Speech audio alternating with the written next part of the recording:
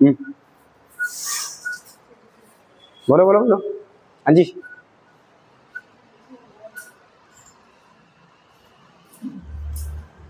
किसी को नहीं पता?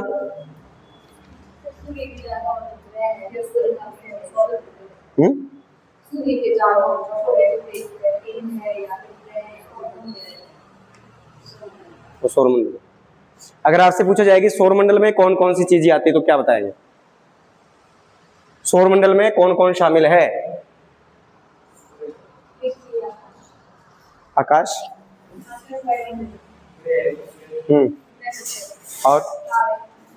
और सारे तारे आते हैं? सारे तारे, सारे सारे अच्छा। देखो, सौरमंडल किसे कहते हैं? जिसमें ग्रह, उपग्रह, क्षुद्र ग्रह, धूमकेतु, उल्कापिंड और कुछ तारे शामिल है, उसी को सौरमंडल कहते हैं। ध्यान रखें, कुछ तारे, सभी तारे नहीं।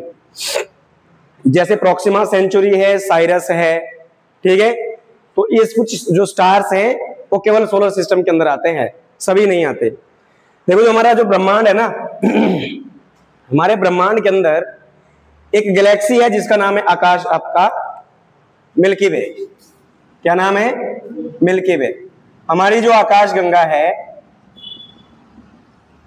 आकाश गंगा का जो नाम है, यानी जो गैलेक्सी है हमारी, उसका नाम है, गैलेक्सी नहीं, उसका नाम है मिल्की वे। मिल्की वे को बोलते हैं दुग्ध मेखला हिंदी में। क्या बोलते हैं? दुग्ध मेखला। हमारी आकाश गंगा का नाम किस क्या है? मिल्की वे भी बोल सकते हैं, मिल्की वे भी बोल सकते हैं, और इसी को ही क्या बोलते हैं? दुग्ध मेखला। यानी हमारा जो सौरमंडल है किस एक आकाश गंगा में स्थित है? बताइए, किस आकाश गंगा में हमारा सौरमंडल? मिल्की वे में।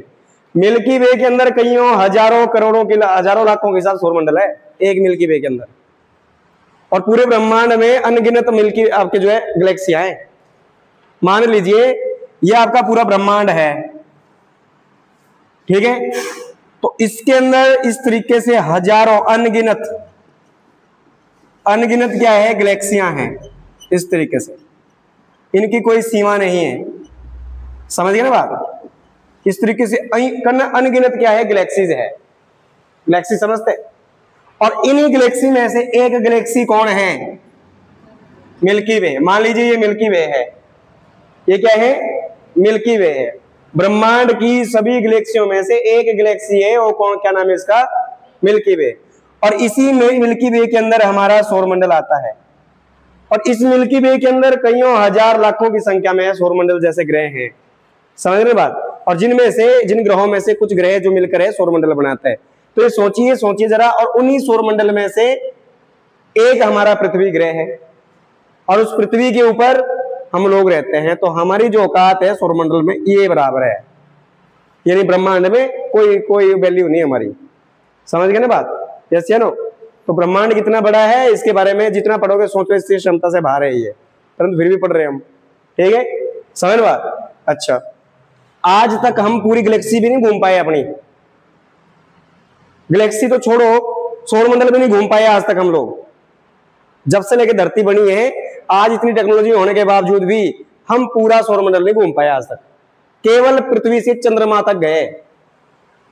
आज तक जो पूरी धरती के लोगों ने आज तक जो मनुष्य भेजा है केवल चंद्रमा तक भेजा है, हाईएस्ट। वो भी अमेरिका ने भेजा, नील आर्मस्ट्रांग का नाम सुना होगा। अदरवाइज मंगल या फिर बृहस्पति, जूनो मिशन सुना होगा आपने, रोवर मिशन सुना होगा, है ना? तो ये केवल सैटेलाइट भेजे गए ग्रहों पर, मनुष्य कोई नहीं गया। मनुष्य केवल धरती से लेके आज तक चंद्रमा तक ही गया है, वो भी एक ही आदमी आज तक। तो हम तो पृथ्वी से चंद्रमा का सफर नहीं तय कर रहे, पूरा सौरमंडल नहीं घूम पा रहे आज तक। तो सोचो ब्रह्मांड कितना बड़ा होगा। समझ गए ना बात? यस या नो? अच्छा, तो भाई अगर हम बात करें इसकी आकाश गंगा, तो हमारा सौरमंडल किस आकाश गंगा में है? बताइए, मिल्की वे में, समझ गए ना बात। अच्छा, ये मिल्की हमारी जो आकाश गंगा है, इसका आकार कैसा है? आकार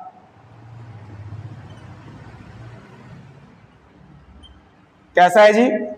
सर्पिला। सर्पिला समझते हैं? सांप की तरह टेढ़ा मेढ़ा, ठीक है, समझ गए ना बात। अच्छा, तो अगर आपसे पूछे जाए क्वेश्चन कि भाई सौर मंडल किसे कहते हैं, सौर मंडल की खोज किसने की थी? किसने ये डेफिनेशन दिया कि सौर मंडल जो है ग्रह, उपग्रह, शुद्ध ग्रह, धूमकेतु, कुचल तारे या फिर अन्य चीजों को मिलने से सौर मंडल बनता है? इसका मतलब फाउंडर किसे माना जाता है सोलर सिस्टम का? हाँ जी, आप लोग तो बोल रहे हैं हम पढ़ के आए हैं, आप लोग तो बोल रहे थे पढ़ के आए हम घर से, लग तो रहा नहीं मुझे। हाँ जी, किसे कहते हैं फाउंडर? कोपरनिकस का नाम सुना है? कोपरनिकस किसे कहते हैं? कोपरनिकस। खोजकर्ता कौन है किसका? सौर मंडल का। इसी ने सबसे पहले बताया कि भाई जो ग्रह है, और जो देखो सौर मंडल में क्या क्या चीजें आती है, जो मैंने यहाँ लिखी है सारी चीजें इसने बताई थी। कोपरनिकस, किसे? कोपरनिकस। यहां तक समझ आया नहीं आया? यस या नो? अच्छा, तो सौर मंडल के खोजकर्ता कौन है? हमारा सौर मंडल किस आकाश गंगा में है? मिल्की वे बोले तो दुग्ध मेखला, ठीक है। आकार कैसा है जी इसका? कैसा आकार है? सर्पिला आकार है, ठीक है। और सौर मंडल किन चीजों से मिलकर बनता है? क्या क्या चीजें आती है उसमें? ग्रह आते हैं, शुद्र ग्रह आते हैं, धूमकेतु आते हैं, पुच्छल तारे आते हैं, और अदर चीजें आपके कुछ तारे सम्मिलित है। इन्हीं को मिलाने से क्या बनता है? सौर मंडल। समझ आ रहा है? पक्की बात है, लग नहीं रहा है मुझे, हैं? चलिए, अच्छी बात। आगे शुरू करें।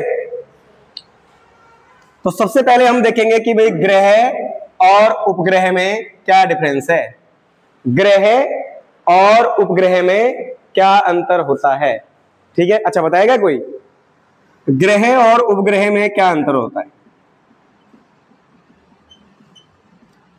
Difference between planet and satellite. हाँ जी भाई, कौन से ग्रह होते हैं, कौन से उपग्रह है? छठी कक्षा के एसएसटी में पढ़ाया जाता है ये, है? और आप लोग कौन सी कक्षा में पढ़ रहे हैं?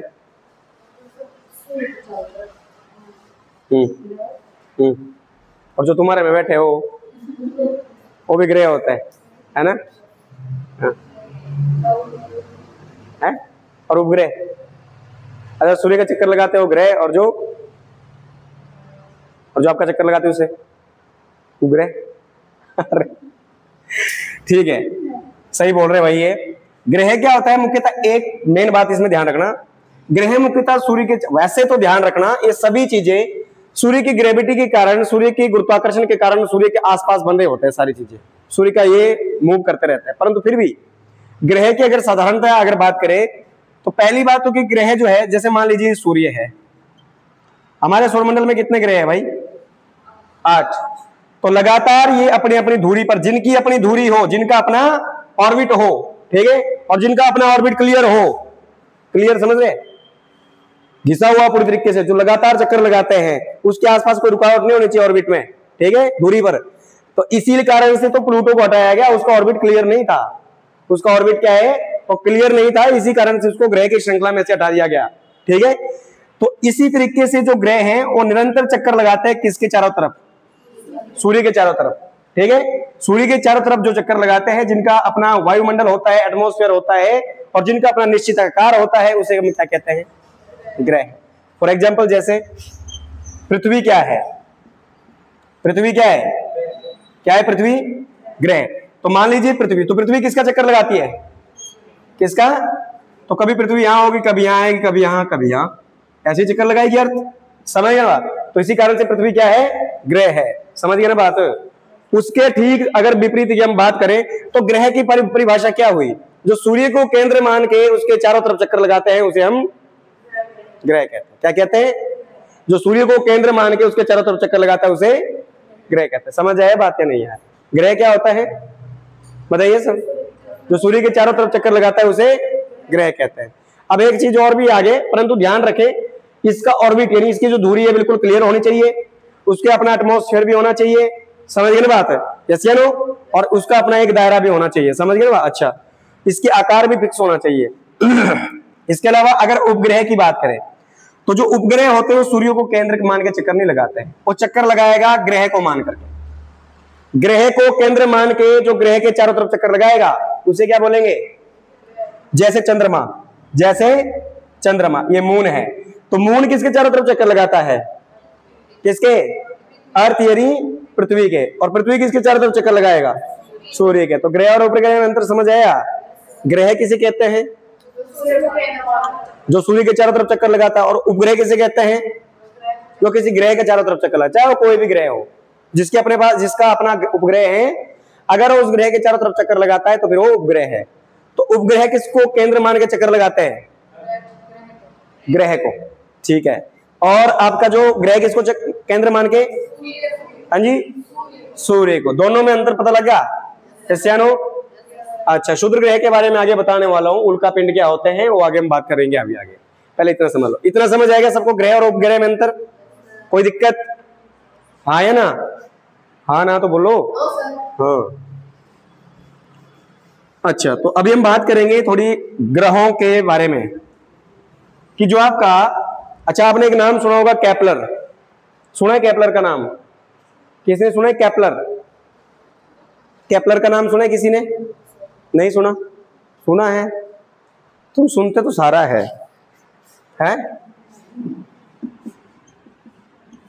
ये जो केपलर था इसने सिद्ध किया कि ग्रह घूमते हैं। इसने क्या बताया? ग्रह घूमते हैं। नहीं तो पहले कैसा मानते थे लोग? बोले सूर्य घूमता है। क्या घूमता है? जैसे देखता है ना, आपको लग रही है कि पृथ्वी घूम रही है? लगा आपको कभी? है? क्योंकि पृथ्वी पे हम बिल्कुल एक बिंदु की तरह, हमें इस गोलाई या उसका जो आकार है वो नहीं दिखेगा जब तक हम धरती पर है। हम धरती के एरिया से बाहर जाओगे तभी हमारे को धरती की शेप दिखाई देगी, समझिए ना बात? यस या नो? अच्छा, इसलिए हमारे को धरती घूमती हुई दिखाई नहीं देती। तो केपलर ने सिद्ध किया कि नहीं भाई, कौन घूमता है? ग्रह घूमते हैं, यानी प्लेनेट मोशन थ्योरी, ग्रह की गति का सिद्धांत, ग्रहों की गति का सिद्धांत, ग्रहों की गति का सिद्धांत, प्लेनेट मोशन थ्योरी किसने दिया? किसने दिया? केपलर ने। क्या कह रहा है केपलर? कि ग्रह घूमते हैं। बोले कितने प्रकार से घूमते? बोले 2 प्रकार से। कितने प्रकार से? तो कोई भी ग्रह है, चाहे 8 में से कोई भी ग्रह है, चाहे वो बुध है, चाहे वो शुक्र है, चाहे विनस है, चाहे मरकरी है, चाहे मार्स है, चाहे जुपिटर है, सैटर्न है, यूरेनस, नेपच्यून, चाहे कोई भी है, वो 2 टाइप से मूव करता है। यहां तक कि सूर्य भी मूव करता है। सूर्य घूमता है परंतु पृथ्वी के चारों तरफ नहीं, वो गैलेक्सी का चक्कर लगाता है। कौन लगाता है? सूर्य केवल गैलेक्सी का चक्कर लगाता है, ग्रहों का नहीं। और जैसे हमारे को सिखाया गया है ना कि भाई जो ग्रह हैं बड़े बढ़िया, बिल्कुल जैसे दिखाया गया है ना कि इस तरीके से चक्कर लगा रहे हो आराम से, बिल्कुल ऐसे ऐसे ही दिखाया है हमारे को। ये सूर्य है, यहाँ ये आपका बुध है, शुक्र है, पृथ्वी है, ये मार्स है, इस तरीके से बड़े आराम से घूम रहे। चक्की थोड़ी ना है वो, इतने मासूम नहीं है वो जितने दिख रहे हैं। सूर्य जहां जहां जाएगा गैलेक्सी के अंदर, वो ग्रह साथ ग्रेविटी के कारण उसके पीछे भागेंगे। समझ गए बात? यस या नो? तो अभी दिखाऊंगा आगे कि कैसे घूमते ग्रह, ठीक है? अच्छा, अभी हम बात करेंगे कि कोई भी ग्रह है, केपलर ने सिद्ध किया कि कितने प्रकार से घूमते हैं भाई? 2 प्रकार से। तो एक को कहते हैं घूर्णन और दूसरे को कहते हैं परिक्रमण। एक को क्या कहते हैं? घूर्णन, और दूसरे को क्या कहते हैं? परिक्रमण। घूर्णन और परिक्रमण। तो ग्रहों की गति का सिद्धांत किसने दिया था भाई, बताओ? किसने दिया था? केपलर ने। कोई ग्रह कितने प्रकार से घूमता है? नंबर 1, नंबर 2 परिक्रमण। Is it clear? सबसे पहले हम समझेंगे कि घूर्णन क्या होता है और परिक्रमण क्या होता है, ठीक है? तो घूर्णन क्या होता है? जब कोई ग्रह अपनी धुरी पर ही चक्कर लगाए। जब कोई ग्रह अपनी धुरी पर ही क्या लगाता है? अपनी धुरी समझते हैं? जैसे मान लीजिए मैं यहां खड़ा हूं, ठीक है? जैसे पंखा दिख रहा है आपको, है? तो पंखा जगह तो नहीं बदल रहा घूमने के लिए, ये केवल अपनी ही जगह पर चक्कर लगे। जैसे मैं यहां खड़ा हूं और मैं जगह नहीं बदलूं बल्कि अपनी जगह पर घूमूं, ऐसे अपने आप में ही एक चक्कर लगाना क्या कहलाता है? क्या कहलाता है? समझ आए मेरी बात? तो जब अगर हम पृथ्वी की बात करें, यहां अगर कोई ग्रह बोला ना उसने कि कोई भी ग्रह दो प्रकार से घूमता है, हम यहाँ पृथ्वी को एग्जांपल लेंगे अभी, ठीक है। घूर्णन समझ आया क्या होता है? क्या होता है बताओ? जब नहीं किसके लिए बोलेंगे ये? हाँ, ग्रह के लिए। जब कोई ग्रह अपने अक्ष पर या अपने धुरी पर ही अपने आप का चक्कर लगाता है तो उसी को क्या बोलते हैं? क्या बोलते हैं? घूर्णन। तो फिर परिक्रमण किसी, परिक्रमा शब्द सुना है? किसकी किसकी परिक्रमा करते हैं आप लोग? किसकी किसकी करते हैं? मंदिर की, और पेड़ की करते हैं, और गुरुद्वारा, मस्जिद, जो भी है, अग्नि की परिक्रमा करते हैं। शादी हुई होगी ना, करी होगी, करी थी है, करवाई थी इन्होंने, कोई पता नहीं। अच्छा चलिए अच्छा, परिक्रमा का मतलब होता है, देखो जब कोई ग्रह सूर्य के चारों तरफ चक्कर लगा, जैसे मान लीजिए सूर्य है, तो कोई भी ग्रह है जब ये इसके चारों तरफ चक्कर लगाएगा, जैसे मान लीजिए चाहे पृथ्वी ही क्यों ना हो, पृथ्वी जब सूर्य के चारों तरफ चक्कर लगाएगा तो उसको क्या बोलेंगे? परिक्रमा। या परिक्रमा होता है जब हम किसी चीज को सेंटर मान के उसके चारों तरफ चक्कर लगाते हैं तो उसको क्या बोलते हैं? वैसे ही ग्रह, जब कोई ग्रह सूर्य को केंद्र मान के उसके चारों तरफ चक्कर लगाता है उसको क्या बोलते हैं? समझ आया? दोनों में अंतर समझ आया? दोनों में फर्क क्या है?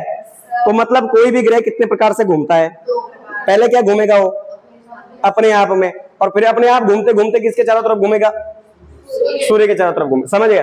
अब अगर हम बात करें यहां इस केपलर के सिद्धांत के तहत, अगर हम बात करें पृथ्वी की, कि अगर हम यहां पृथ्वी का उदाहरण लें, समझा, तो पृथ्वी क्या करती है और साथ में क्या करती है? क्या करती है? परिक्रमण। अब हमने देखना है इसका फायदा और नुकसान क्या है, इन दोनों चीजों का फायदा। अगर प्रश्न आ जाता है, कई बार अभी मैंने सीटेट में देखा था, क्वेश्चन आया था कि यदि पृथ्वी घूर्णन बंद कर दे तो क्या होगा? बड़ा अच्छा क्वेश्चन था। यदि पृथ्वी घूर्णन मतलब वो अपनी जगह पर घूमना बंद कर दे, एक ही जगह रहे, तो क्या होगा? क्या होगा बताओ? समझो, यहां इधर देखो, पहली बात तो घूर्णन से होता क्या है, हमारे को लाभ इसका क्या है? हमारी जो पृथ्वी है, अगर ये घूर्णन करती है पृथ्वी, तो इसी से हमारी धरती पर दिन और रात बनते हैं। क्या बनते हैं? तो बताइए, पृथ्वी की किस गति के कारण दिन और रात बनते हैं? घूर्णन गति के कारण। किस गति के कारण? समझिए थोड़ा। मान लीजिए सूर्य है ये सामने, मैं हूं पृथ्वी, ठीक है, ये सूर्य है, मैं हूं क्या हूं? पृथ्वी। तो सूर्य की लाइटें, क्या मैं आपको सारा दिख रहा हूं? पूरी पृथ्वी कितने डिग्री है? पूरी पृथ्वी कितने डिग्री है? 360 डिग्री। कोई भी चीज गोलाकार चपटाकार है ना हमारी पृथ्वी, तो 360 डिग्री होगी ना। तो क्या मैं आपको सारा दिख रहा हूं? 360 डिग्री दिख रहा हूं? हैं? अरे भैया आधा ही दिख रहा हूँ ना, आगे पीछे। तो मान लीजिए मैं यहाँ सूर्य के सामने खड़ा हूं, तो सूर्य के सामने जो मेरा 180 डिग्री का हिस्सा है, जहां पर सूर्य की लाइट पड़ रही है मेरे ऊपर, वहां पर क्या होगा? दिन है अभी इस साइड। अगर मैं धीरे धीरे मूव करना शुरू कर दूं इस तरीके से, तो ये जो लाइट वाला हिस्सा पीछे चला है, पिछले वाला हिस्सा आगे आ जाएगा। तो जहां पर सूर्य के सामने हिस्सा है वहां पर क्या होगा? दिन, धरती पर। और जो पिछले वाला हिस्सा वो क्या होगी? और धीरे धीरे जैसे जैसे पृथ्वी मूव करेगी वैसे ऐसे करके दिन रात में बदल जाएगा, रात दिन में बदल जाएगी। तो इसी कारण से दिन और रात होता है। अब बताओ, अगर पृथ्वी घूर्णन बंद कर दे तो क्या होगा? है? दिन और रात बदलना बंद हो जाएगा ना। तो या तो दिन ही रहेगा, एक जगह दिन रहेगा, एक जगह रात रहेगी। जहां दिन था वहां कभी रात नहीं होगी, और जहां रात थी वहां कभी, अगर ऐसे ही रहेगा ना, खड़ा है पृथ्वी ऐसे ही, तो जहां यहाँ रात है तो रात ही रहनी है, इधर दिन है तो दिन ही रहना है। समझ बात? दिन रात कैसे बदलेगा? जब तक पृथ्वी घूमेगी नहीं। समझ गए ना बात? यस या नो? इस घूर्णन का मतलब समझ आया सबको? अब परिक्रमण समझो। अब ये जो परिक्रमण है इसका क्या फायदा है? इसी से हमारी धरती पर एक तो ऋतु परिवर्तन होता है। ऋतु परिवर्तन समझते हैं? और दूसरा वर्ष बदलते हैं। एक तो साल बदलते हैं और दूसरी ऋतुएं बदलती है। अरे भाई, ऋतु कौन सी होती है? कितनी ऋतु है हमारे भारत में? वैसे 6 है, मुख्यतः 4 है, ठीक है। ऋतु 4 है मुख्यतः, वैसे 6 बनी जाती। ऋतु कौन को, जैसे मान लो कोई एक दो बताओ। ग्रीष्म ऋतु, शरद ऋतु, बसंत ऋतु, और हो तो गया, ठीक है। अच्छा, तो ऋतु देखो कैसे होता है ये। पहली बात तो ये ध्यान रखें, मैंने परिक्रमण क्या बताया था आपको? क्या होता है? जब हमारी पृथ्वी किसके चारों तरफ चक्कर लगाएगी? किसके चारों तरफ? तो पृथ्वी कभी यहां होगी, कभी इस डायरेक्शन में जाएगी, कभी वो यहां आएगी और कभी वो ऐसे ही लगाएगी ना चक्कर। यस या नो? इस गति को क्या बोलते हैं? परिक्रमण। इतनी बात सबको समझ आई? अब इससे क्या होता है कि अगर पृथ्वी यहां से चलना शुरू करे इस तरीके से, तो यहीं पर वापिस आने के लिए इसे 365 दिन और 6 घंटे का समय लगता है। 365 दिन और 6 घंटे का समय हमारी धरती को सूर्य का एक चक्कर लगाने में लगता है। इतनी बात समझ आई? हाँ या ना? हमारी जो पृथ्वी है सूर्य का एक चक्कर कितने समय में लगाती है? यानी पृथ्वी का परिक्रमण काल कितना है? 365 दिन और 6 घंटे। तो सबको पता है कि अगर एक चक्कर लगाने में 365 दिन ले रही है पृथ्वी, तो क्या हो गया? एक साल। एक साल होता है ना 365 दिन का। बचा क्या हमारे पास? बचा क्या? 6 घंटे। 365 दिन का तो एक साल होता है ना, सबको पता है ये बात, और जिसमें 12 महीने होते हैं। हाँ है ना? और बचा क्या फिर? अब इन 6 घंटे को जो है 4 साल तक कंटिन्यू जोड़ा जाता है। 4 साल तक इनको ऐड कर दिया जाता है, जोड़ कर रखा जाता है। और 4 साल में कितने घंटे हो जाएंगे? कितने हो जाएंगे? 24 घंटे हो जाएंगे। और 24 घंटे का क्या होता है? एक दिन होता है और एक, इसीलिए हर चौथे साल में फरवरी में एक दिन बढ़ जाता है। और 28 की जगह कितने का चला जाता है? फरवरी 29 का। और हर चौथे साल 365 दिन की वजह 366 दिन हमारे साल में आते हैं, जिसे कहते हैं लीप ईयर। अब लीप ईयर क्यों आता है समझ गए होंगे? क्यों आता है लीप वर्ष? बताओ। इन 6 घंटे के चक्कर के कारण। ठीक है? लीप ईयर हर चौथे साल आता है। समझ गए ना बात? पढ़ाया होगा कैलेंडर रीजनिंग में है? जो 4 से पूरा पूरा कट जाए वो फिर लीप ईयर है, ऐसा पढ़ाया होगा कुछ है? अच्छा, तो समझ गए ना लीप ईयर क्यों आता है? क्यों आता है? 6 घंटे एक्स्ट्रा बचने के कारण पृथ्वी का जो परिक्रमण काल है जिसमें 6 घंटे एक्स्ट्रा रहते हैं, तो उनको 4 साल तक जोड़ा जाता है। और चौथे साल उनको काउंट करके 24 घंटे बनते हैं, जिसका एक दिन और एक रात होता है। और इसी कारण से फरवरी का जो महीना है चौथे साल 29 का चला जाता है, जिसमें एक दिन बढ़ जाता है। ये तो पता लग गया कि साल कैसे बदल रहे, बदल रहे ना साल। अब ऋतुएं कैसे बदल रही? देखो, जब पृथ्वी घूमते घूमते सूर्य से दूर जाएगी, जब पृथ्वी सूर्य के दूर जाएगी तो क्या हो जाएगा? सूर्य की किरणें तेज पड़ेगी या कम? क्या पड़ेगी? कम पड़ेगी। तो क्या हो जाएगी धरती पर? ठंड। क्या हो जाएगी? ठंड। दूर नजदीक आएगी तो तेज पड़ेगी किरणें, क्या हो जाएगी? गर्मी हो जाएगी। क्या हो जाएगी? गर्मी हो जाएगी। तो बदल रहे हैं ना मौसम, बीच में रहेगी तो मौसम बीच का रहेगा। ठीक है? दूर जाने पर सर्दी, नजदीक आने पर गर्मी, बीच में रहने पर अलग क्लाइमेट। तो इसी प्रकार से ऋतुएं बदल रही है यहाँ, और साथ में क्या बदल रहा है? वर्ष बदल रहे हैं। तो ध्यान रखना परिक्रमण गति से क्या होता है और घूर्णन गति से क्या होता है, वो मैंने दोनों बातें आपको बता दी है। घूर्णन गति से क्या होता है? दिन रात बनते हैं। बहुत बारी प्रश्न आ जाता है दिन रात बनने की घटना धरती पर किस कारण होता है? घूर्णन। और वर्ष बदलना या ऋतु परिवर्तन किस कारण होता है? परिक्रमण गति से। समझ गए ना बात? यस या नो? अच्छा, किसने दिया था ये ग्रहों की गति का सिद्धांत? किसने?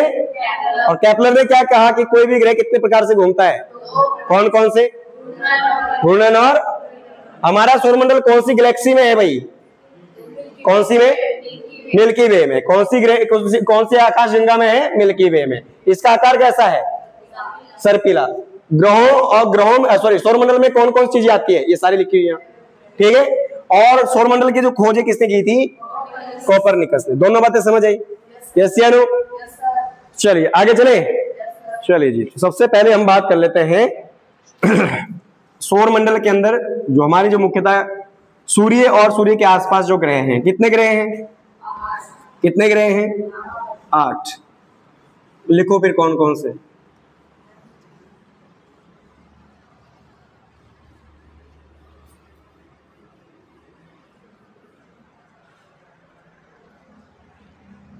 सीक्वेंस में याद है ना सबको? है? सीक्वेंस में याद है सबको? नहीं है? याद है? जगह कम पड़ जाएगी गुरुजी। चलिए सबसे पहले हम देख लेते हैं सूर्य। सूर्य के चारों तरफ चक्कर लगाने वाले ग्रह देखेंगे सबसे पहले।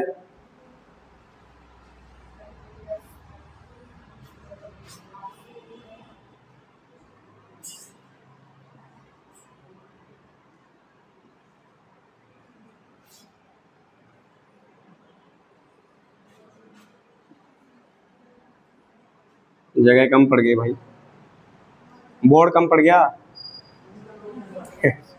चलिए ध्यान दीजिए यार, इस तरीके से निरंतर चक्कर लगाते हैं अपनी धुरी पर। किसके चारों तरफ है?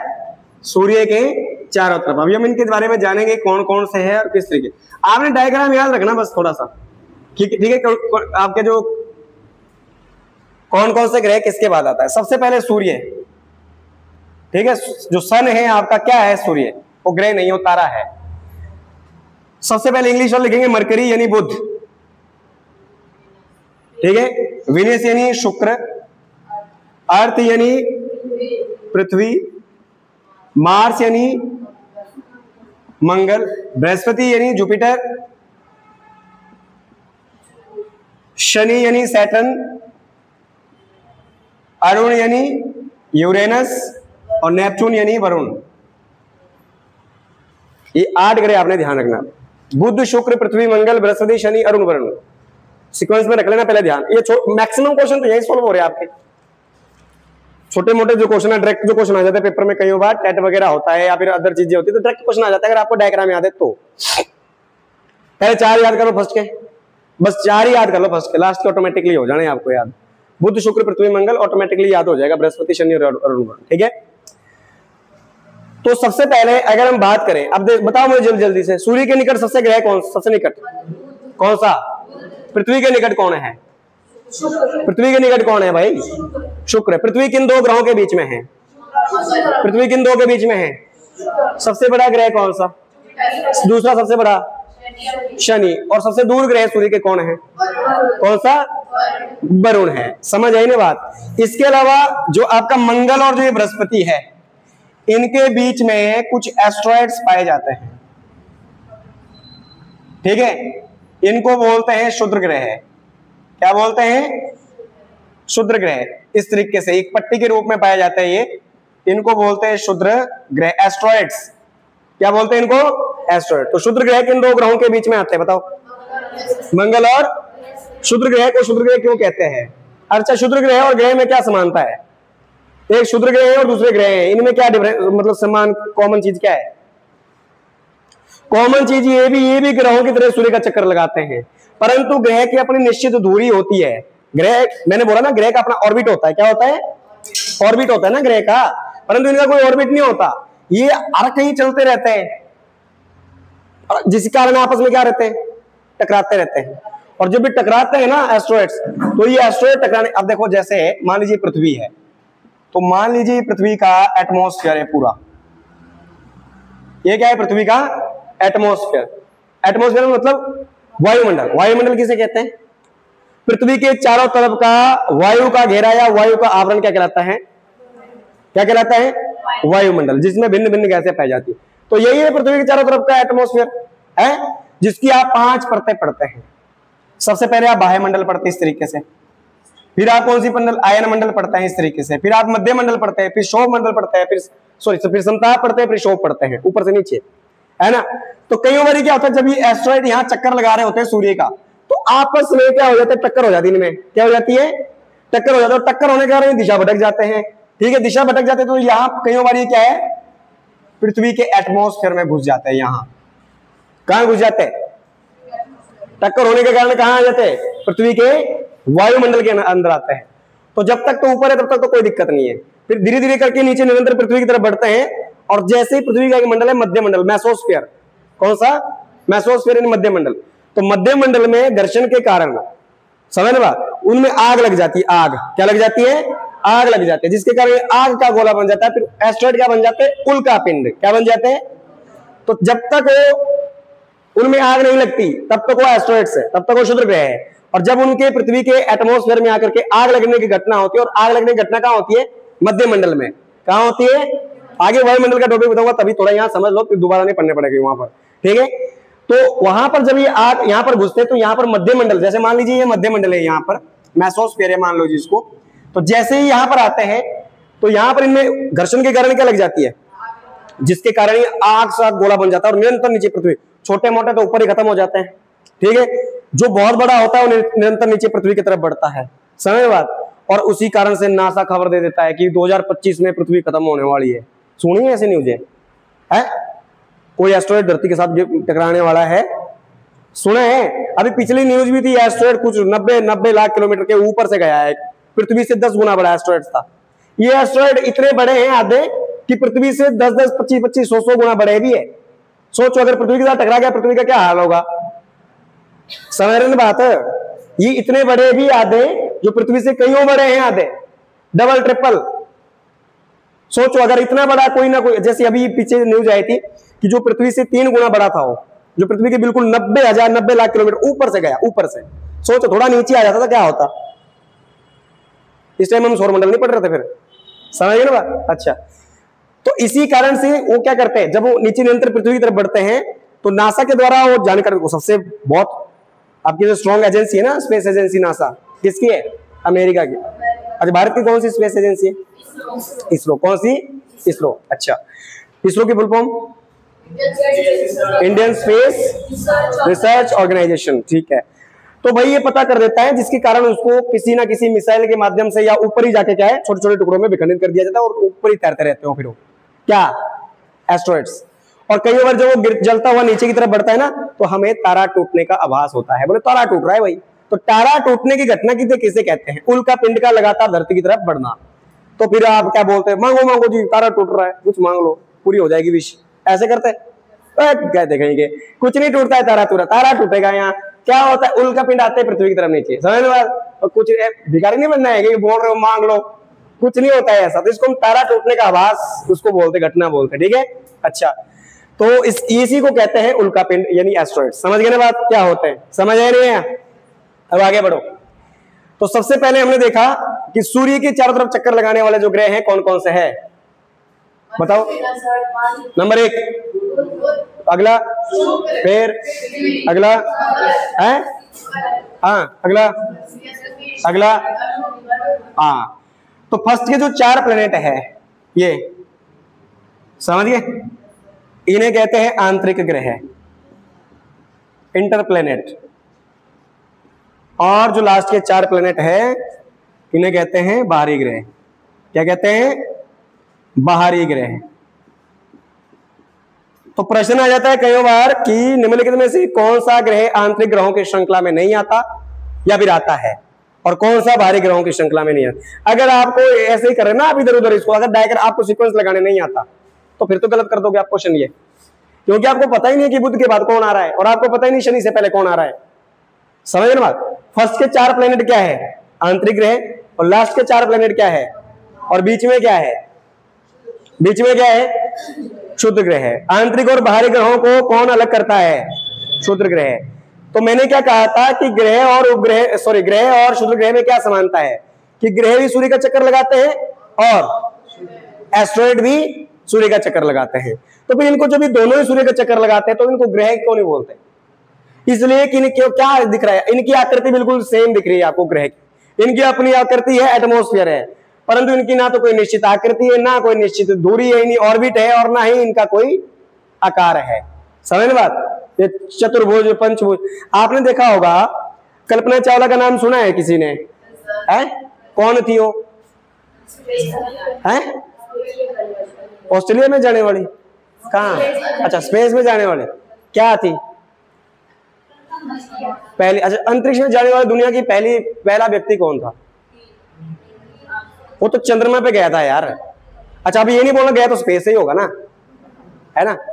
अब ऐसे तो नहीं बोलना, वो तो चंद्रमा पे गया था। अच्छा, अंतरिक्ष जाने वाला पहला व्यक्ति बोल रहा हूं मैं दुनिया का, वो तो भारत का था, यूरी गागरिन। गुड। कौन था? Yuri Gagarin. भारत का पहला राकेश शर्मा, पहली महिला कल्पना चावला। तो आपने सुना होगा कि कल्पना चावला की जो है वो आपका क्या हो गई थी? दुर्घटना में मौत हो गई थी अंतरिक्ष में। क्या दुर्घटना हुई होगी अंतरिक्ष में? मतलब प्लेन क्रैश हो गया। प्लेन क्रैश क्या से हो गया? आपस में टकरा गया क्या प्लेन? हाँ है, आपस में टकरा गया प्लेन। हाँ, फिर क्या हुआ? एस्ट्रॉइड्स, एस्ट्रॉइड्स का खतरा बना रहता है ना, तभी उनको, क्योंकि जहाज कहां उड़ते? जहाज कौन से मंडल में उड़ते हैं? समताप मंडल में। कौन से मंडल में उड़ते हैं? और एस्ट्रॉइड को में जलने की घटना कौन से मंडल? उससे ऊपर वाले मंडल में, मध्य मंडल में। अगर आप धरती से ऊपर जाओगे, सबसे पहले शोभ मंडल, फिर समताप मंडल, फिर कौन सा है? मध्य मंडल, फिर आयन मंडल, और फिर वायु मंडल।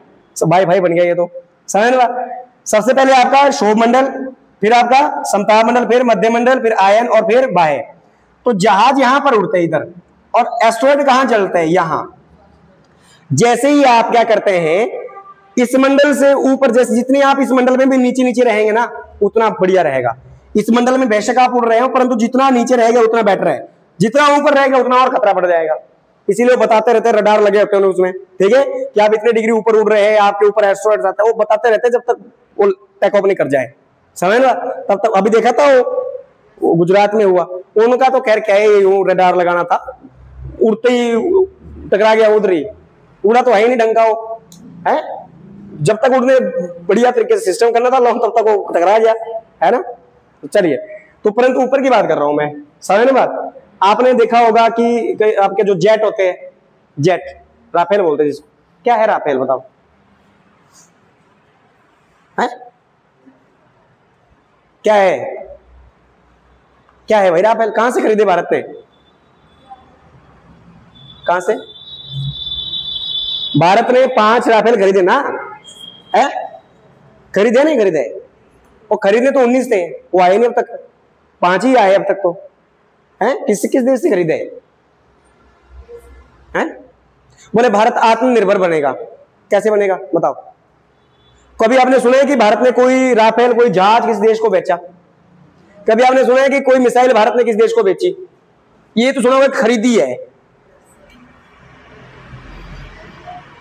आप लोग साइंटिस्ट बनोगे तभी खरीदेंगे ना, ऐसे ना। आप लोग क्या है, अच्छी पढ़ाई करेंगे तो तभी तो देश तरक्की करेगा, तभी राफेल वगैरह बनेंगे, नहीं तो दूसरे देश से खरीदने पड़ने, पाकिस्तान की तरह है।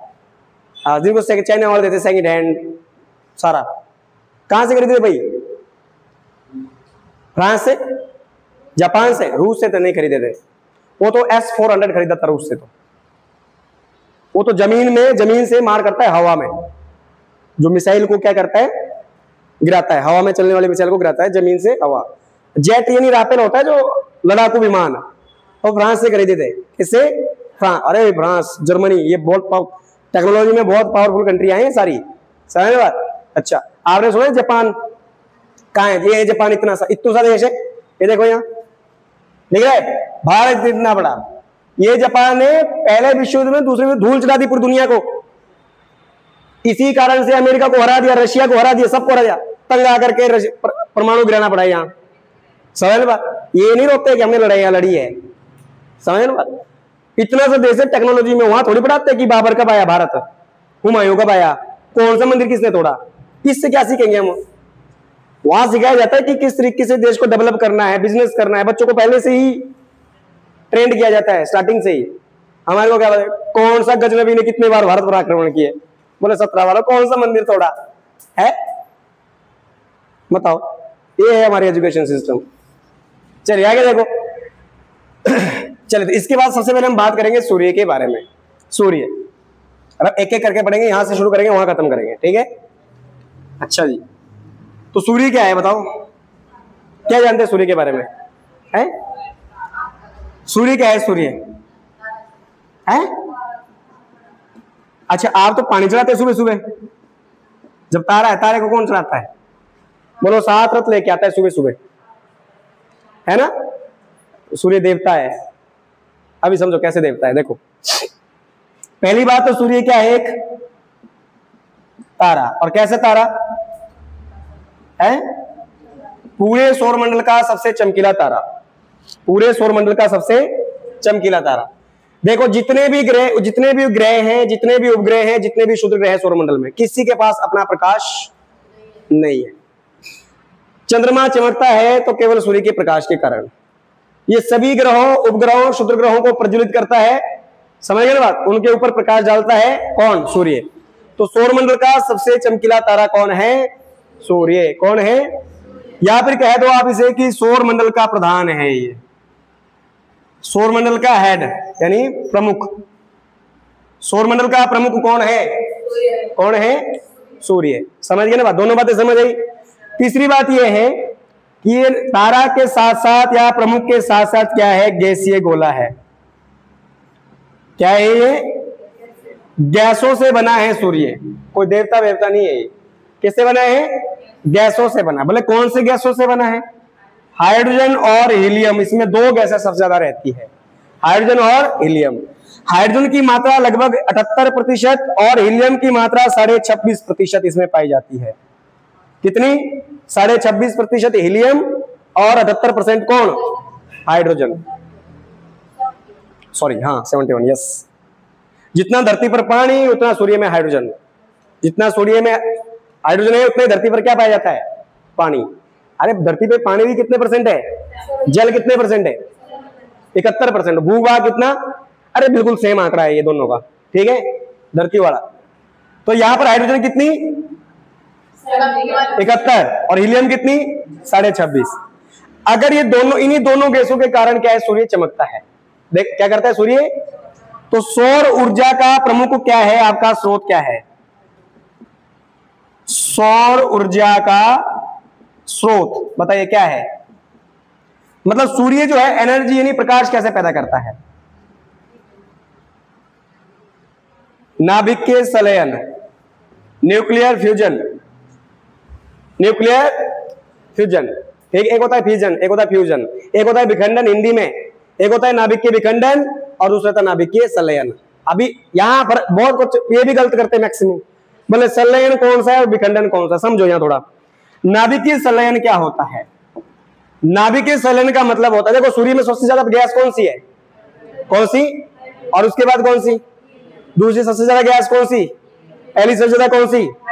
तो इसका मतलब जब हाइड्रोजन से क्या मिलती है? अरे जब हाइड्रोजन आपस में दो हाइड्रोजन आपस में मिलती है तो क्या बनती है? एक हीलियम बनती है। दो हाइड्रोजन मिलने से एक हीलियम बनता है। और जब हाइड्रोजन से हाइड्रोजन बनती है तो हीलियम जब हाइड्रोजन से हाइड्रोजन मिलने पर क्या बनती है? हीलियम बनती है। तो क्या होता है? लाइट पैदा होती है। क्या होती है? लाइट, प्रकाश पैदा होता है। फिजिक्स पढ़ लो कभी, ठीक है। तो इसी क्रिया को नाभिकीय संलयन कहते हैं। क्या कहते हैं? नाभिकीय संलयन कहते हैं। समझ गए ना बात? न्यूक्लियर फ्यूजन कहते हैं। हाँ, दो हाइड्रोजन के मिलने से क्या है? हीलियम जब बनता है तो इसी क्रिया को। अब एक चीज आपने बात नोट करी इसमें, संलयन कैसे काउंट करना है आपने, इसका एक क्राइटेरिया है। क्या क्राइटेरिया है भाई? हाइड्रोजन से अगर हाइड्रोजन मिलता है तो हीलियम ही बनेगा ना। दो हाइड्रोजन मिलने से क्या बन रहा है?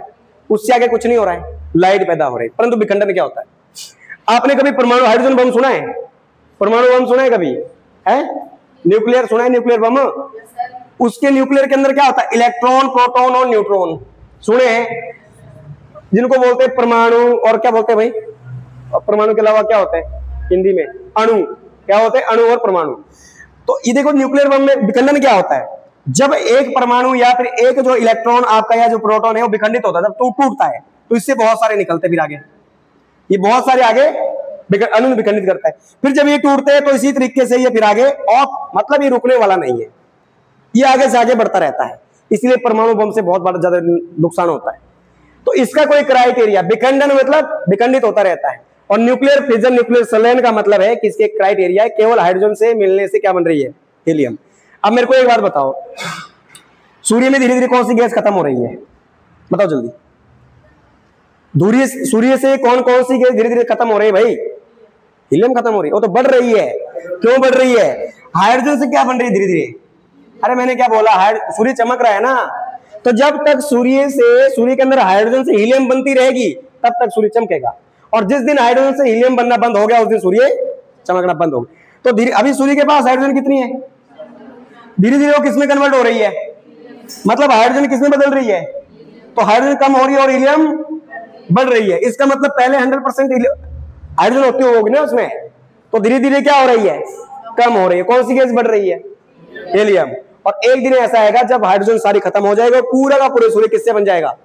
हीलियम। 100% हीलियम हो जाएगी और हाइड्रोजन बिल्कुल 0%।